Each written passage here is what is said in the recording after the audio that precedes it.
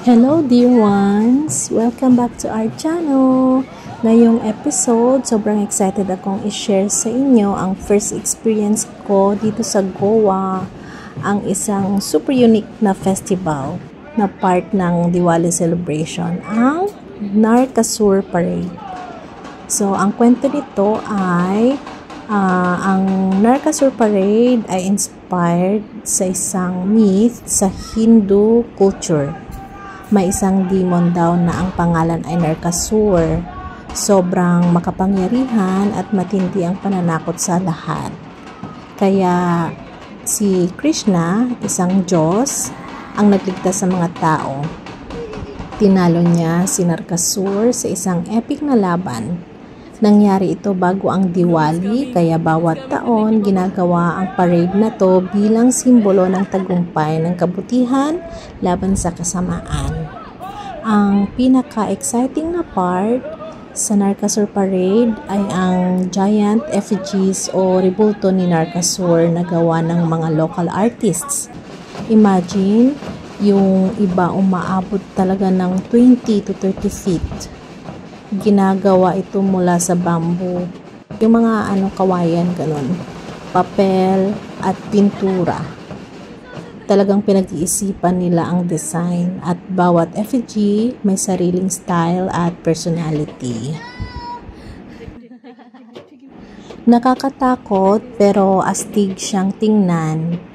Ang paggawa ng effigies sobrang pinagpapaplanuhan. Weeks bago ang Diwali. Ang bawat community may kanya-kanyang grupo ng mga artist na talagang nagbibigay ng oras at creativity nila para mabuo ang Narkasur nila. So, every year, iba-iba ang itsura ng mga effigy depende sa ideas ng mga gumagawa. Parang may friendly competition din. Lahat gusto mas nakakatakot at mas detalyado ang mga gawa nila. On the day itself, as in street party levels ang vibe. May mga drums, music, at ang saya ng mga taong sumasayaw habang dinadala ang mga effigy ni Narkasur sa daan. Pinapalibutan sila ng crowd at naririnig mo yung excitement ng lahat habang sumasayaw sa parada. Talagang to the highest level ang energy nila sa parade. At ang pinaka-highlight nito ay pagkatapos ng parade, sinusunog nila ang mga effigy ni Narkasur.